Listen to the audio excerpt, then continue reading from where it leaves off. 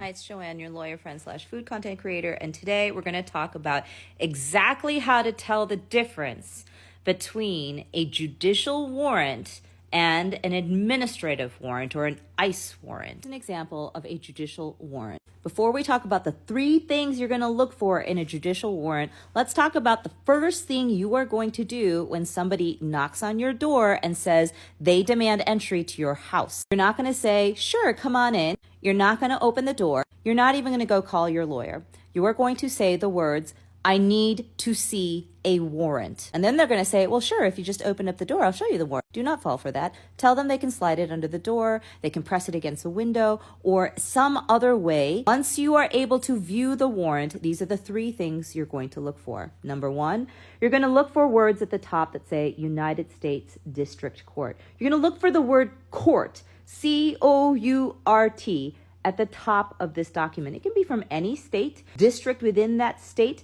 but it needs to say the word court. Second thing you're going to look for is a signature right here. You see here, Brian D. Carth, clerk of court. C-O-U-R-T. There's that word again. Now here you can have either the signature of a judge, sometimes a magistrate judge, or you can have a signature of a representative of that judge, which would be the clerk of court. Third thing you're going to look for right here. You are hereby commanded to arrest. See that over there? That better be your name, and it better be spelled correctly. Now, this is an example of an ICE warrant or an administrative warrant.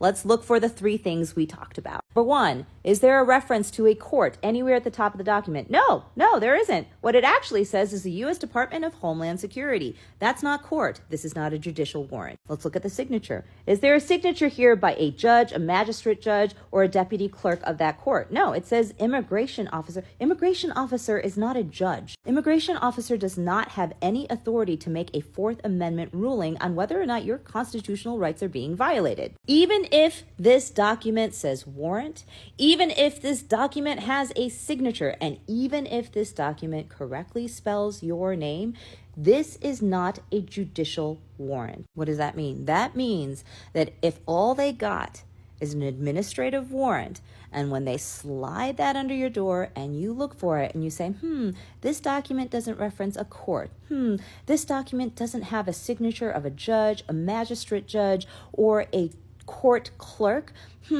this document actually doesn't spell my name right, the words that you are going to say are these: you do not have my consent to enter the premises. Let's repeat that together.